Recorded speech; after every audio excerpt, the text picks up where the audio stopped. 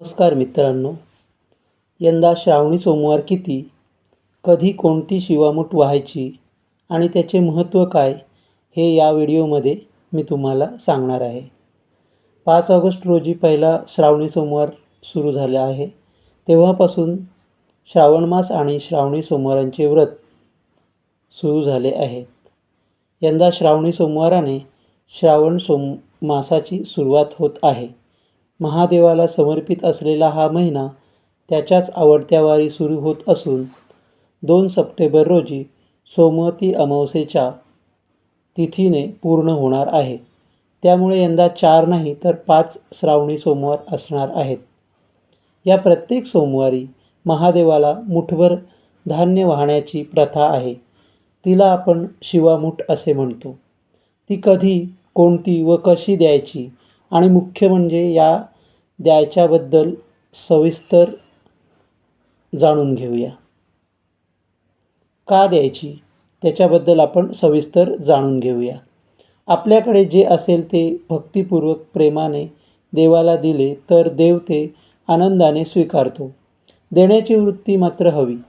आधीच भगवान शिवशंकर भोळे, त्यात ते आशुतोष म्हणजे लहान मुलाप्रमाणे लगेच प्रसन्न होणारे, त्यात पुन्हा पार्वती मातेचे पतिराज शिव पार्वती यांच्याकडे आपण सुखी दाम्पत्य जीवनाचा आदर्श म्हणून पाहतो. विवाहप्रसंगी देखील नववधू लग्नाला उभी राहण्यापूर्वी गौरी हार पुजते. त्यामुळे तो आदर्श नवविवाहितांसमोर यावा, त्यांच्या मनावर सहजीवनाचे सुसंस्कार व्हावे यासाठी ही शिवामुठीची कल्पना व्रतानुषंगाने योजली असेल असे मत ज्योतिभास्कर जयंत साळगावकर मांडतात. पूर्वी स्त्रिया घराचा उंबरठा सहसा ओलांडण्याची संधी मिळत नसे. अशा व्रतवैकल्याच्या निमित्ताने ती संधी मिळे. आपल्या पतीसाठी, कुटुंबासाठी अशी व्रतवैकल्ये स्त्रिया आनंदाने आजही करतात. त्यामुळे नेहमीचाच तोपणा आलेल्या आयुष्यात थोडा वेळ का होईना बदल होतो, तो देखील त्यांना पुरेसा होतो. आधुनिक विचारांच्या मंडळींना शिवामुठीच्या व्रतामुळे अन्नधान्याची नासाडी होण्याची चिंता वाटण्याची शक्यता आहे. परंतु पूर्वी स्त्रियांनी वाहिलेले धान्य शिवालयाच्या पुजाऱ्याला मिळत असे.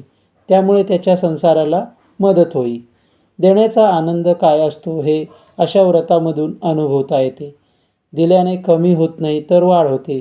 मग ते ज्ञान असो नाहीतर अन्न. ही आपली भारतीय संस्कृतीची शिकवण आहे. मुठभर असले तरी ते देता आले याचे गृहिणींना समाधान, तर मूठ करून काही कमावले याचे घेणाऱ्याला समाधान, असा दुहेरी लाभ अशा सुरेख व्रतवैकल्यामधून होताना दिसतो. ज्यांना शिवालयात जाणे शक्य नसेल त्यांनी शिवाचे स्मरण करून ताम्हणात मुठभर धान्य बाजूला काढावे आणि नंतर त्यात भर घालून गरजूंना अर्पण करावे.